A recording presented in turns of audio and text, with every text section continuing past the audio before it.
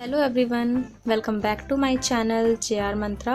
आई hope कि आपने पिछली मेरी सारी वीडियोस देख ली होंगी।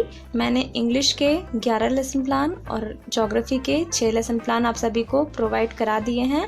आई होप कि वो सब आपके लिए हेल्पफुल रही होंगी।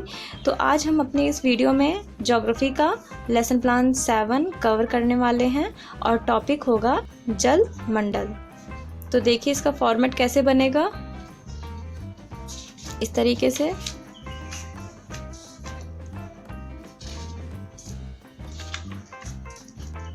और यहाँ पर आकर एंड होगा। तो चलिए इसको देखते हैं डिटेल में कि कैसे बनेगा। तो यहाँ पर आप संस्था का नाम लिखेंगे, आपकी टीचिंग जिस स्कूल में लगी होगी उसका नाम आप यहाँ पर लिखेंगे उस संस्था का। फिर छात्राध्यापिका या छात्राध्यापक का नाम, यहाँ पर आप अपना नाम लिखेंगे। फिर आप इस तरीके से स्ट्रक्चर बनाएंगे। यहाँ पर दिनांक, कक्षा, वर्ग, विषय, चक्र और अवधि, और टॉपिक होगा जल मंडल। फिर आता है आपका सामान्य उद्देश्य। सामान्य उद्देश्य में आप इस तरीके से 8 पॉइंट लिखते हैं। पहला है छात्रों को भौगोलिक ज्ञान कराना। दूसरा, छात्रों को प्रकृति के प्रति प्रेम उत्पन्न करना। छात्रों को मानसिक शक्तियों का ज्ञान कराना। छात्रों को जीविकोपार्जन के योग्य बनाना। भौगोलिक परिस्थितियों का मानव जीवन पर पड़ने वाले प्रभावों का ज्ञान कराना। छात्रों को स्वदेश प्रेम की भावना का विकास करना। छात्रों को भावी विश्व नागरिकता का प्रशिक्षण देना। छात्रों को अंतर्राष्ट्रीय अवबोध एवं सहयोग की भावना का विकास करना। ठीक है, इस तरीके से आप इसमें 8 पॉइंट्स लिखेंगे। इसके बाद आपका आता है विशिष्ट उद्देश्य। विशिष्ट उद्देश्य मीन्स होता है स्पेसिफिक एम। इसका मतलब होता है जो आपका टॉपिक है। टॉपिक आपने क्या लिया है? जल मंडल। जल मंडल टॉपिक पढ़ाने से आप बच्चों में क्या क्या चीज़ें डेवलप करते हैं, वही होता है आपका विशिष्ट उद्देश्य। देखिए, विशिष्ट उद्देश्य में 3 उद्देश्य होते हैं। पहला होता है ज्ञानात्मक उद्देश्य, दूसरा होता है बोधात्मक उद्देश्य और तीसरा होता है प्रयोगात्मक उद्देश्य। ठीक, तो 3 उद्देश्य होते हैं आपके। तो इसमें आप हर उद्देश्य में 2-2 पॉइंट लिखेंगे। ज्ञानात्मक उद्देश्य में आप 2 पॉइंट लिखेंगे। उसके बाद बोधात्मक उद्देश्य में आप 2 पॉइंट्स लिखेंगे। फिर प्रयोगात्मक उद्देश्य में आप इस तरीके से पॉइंट लिखेंगे। ठीक है, फिर आगे आपका आता है सहायक सामग्री। कक्षा संबंधी सहायक सामग्री, जो आप अपने साथ चीज़ें ले गए होते हैं टीचिंग के टाइम, जैसे चार्ट हो गया, डस्टर हो गया, मैप हो गया, और इस तरीके से आप जो भी चीज़ें ले जाते होंगे वो आप यहाँ पे इंडिकेट करेंगे या फिर इस तरीके से लिख देंगे। इसके बाद आता है आपका पूर्व ज्ञान। पूर्व ज्ञान मीन्स होता है प्रीवियस नॉलेज। आप जब भी बच्चों को कुछ भी कोई भी टॉपिक पढ़ाते हैं तो हमेशा उसके पूर्व ज्ञान से रिलेट करके ही आगे का नॉलेज देते हैं। तो यही होगा आपका पूर्व ज्ञान। छात्र जल मंडल के बारे में सामान्य जानकारी रखते हैं। इसके आगे चलते हैं हम लोग। प्रस्तावना आता है। आपने अगर मेरे चैनल को सब्सक्राइब नहीं किया है तो प्लीज़ सब्सक्राइब कर दीजिएगा, आइकन को ज़रूर दबा दीजिएगा, ताकि जब भी मैं कोई नई वीडियोज़ अपलोड करूं तो आपके पास नोटिफिकेशन चली जाए। तो आगे आता है आपका प्रस्तावना। प्रस्तावना में आप बच्चों से कुछ इजी क्वेश्चन पूछेंगे ताकि बच्चे आसानी से आंसर दे पाएँ। इसके बाद आपका लास्ट क्वेश्चन जो होगा इसमें समस्यात्मक आ जाए। तो जब भी आप कोई क्वेश्चन पूछते हैं तो जो आंसर यहाँ पे संभावित आंसर आता है उसी को उठा के आप दूसरा क्वेश्चन करते हैं। फिर जो संभावित आंसर आता है उसको उठा के आप तीसरा क्वेश्चन करते हैं। फिर जब आपका यहाँ पे आता है इसको उठा के आप जब चौथा क्वेश्चन करेंगे तो यहाँ पे समस्यात्मक आना चाहिए। ठीक है, तो यहाँ पे हम क्वेश्चन पूछेंगे बच्चों से, हमारे सौरमंडल में कितने ग्रह हैं? तो बच्चे बोलेंगे 8 ग्रह। पानी किस ग्रह पर पाया जाता है? तो बच्चे कहेंगे पृथ्वी पर। पृथ्वी पर पानी, जल कहाँ कहाँ पाया जाता है? तो बच्चे कहेंगे महासागरों में, झीलों में, नदियों में। इस तरीके से संभावित आंसर आएगा। फिर आपका क्वेश्चन होगा इन सभी को किस नाम से जाना जाता है? मतलब इन सभी को किस नाम से जाना जाता है? तो यहाँ पर आपका आएगा समस्यात्मक। जो आपका समस्यात्मक आता है वही आपका उद्देश्य कथन होता है।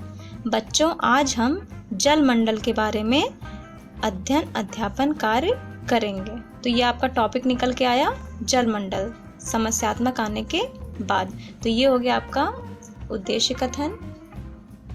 उद्देश्य कथन के बाद आपका आता है प्रस्तुतिकरण। प्रस्तुतिकरण में शिक्षण बिंदु होते हैं। ये आपका लॉन्ग लेसन प्लान होता है, इसलिए इसमें 2 शिक्षण बिंदु होंगे। पहला होगा जलमंडल और दूसरा होगा जलमंडल के अंतर्गत जल चक्र। पहला शिक्षण बिंदु है जलमंडल। तो आप यहाँ पे बच्चों से क्वेश्चन करेंगे, जल हम कहाँ कहाँ से प्राप्त करते हैं। फिर से वही आंसर आएगा, नदियों से, महासागरों से, झीलों से, तालाबों से, कुओं से आदि। फिर आप क्वेश्चन करेंगे पृथ्वी को और किन नामों से जाना जाता है। तो बच्चे बोलेंगे जल ग्रह, नीला ग्रह, इस तरीके से आंसर आएगा। फिर आप बोलेंगे जल मंडल के बारे में आप क्या जानते हैं। तो यहाँ पर समस्यात्मक आ जाएगा। समस्यात्मक आने के बाद आप यहाँ पर इसका छात्राध्यापिका कथन आप यहाँ पर एक्सप्लेन करेंगे बच्चों को। इस तरीके से आप बच्चों को एक्सप्लेन करेंगे समस्यात्मक आने के बाद। तो देखिए इस तरीके से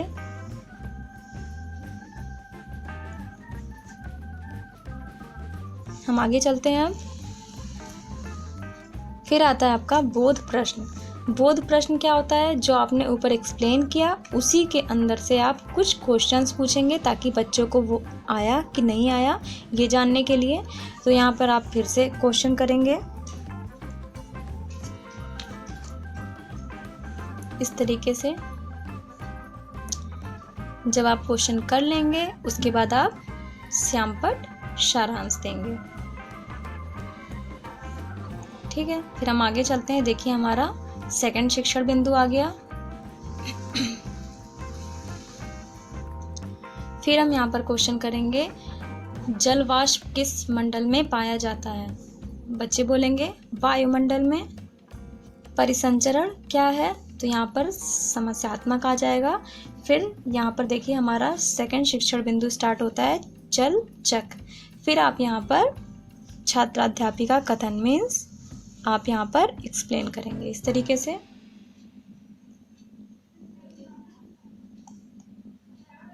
ठीक है, हम आगे चलते हैं। फिर आपका आता है बोध प्रश्न। आप यहाँ पर अभी अभी जो एक्सप्लेन किए हैं उसी से रिलेटेड कुछ क्वेश्चंस पूछेंगे इस तरीके से। जल चक्र की क्रिया किस मंडल में होती है, तो बच्चे बोलेंगे जल मंडल। जल चक्र कब चलता है, निरंतर चलता है। तो इस तरीके से आप यहाँ पर क्वेश्चन करेंगे और बच्चे आंसर देंगे। जब क्वेश्चन आंसर हो जाएगा उसके बाद आप श्यामपट्ट सारांश ब्लैक बोर्ड पर देंगे। श्यामपट्ट सारांश देने के बाद आपका यहाँ पर आएगा निरीक्षण कार्य।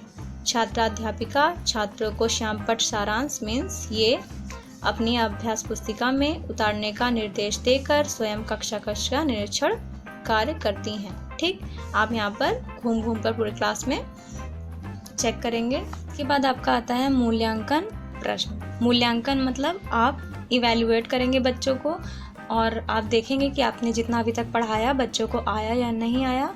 तो आप इस तरीके से कुछ क्वेश्चंस पूछेंगे, 5-6 क्वेश्चंस इस तरीके से करेंगे। जब आप सारे बच्चों से पूछ लेंगे इसके बाद आपका आएगा गृह कार्य। जल चक्र क्या है, चित्र सहित इसकी प्रक्रिया को समझाइए। ठीक है, तो आप इस तरीके से यहाँ पर आपका आकर एंड होता है ये लेसन प्लान।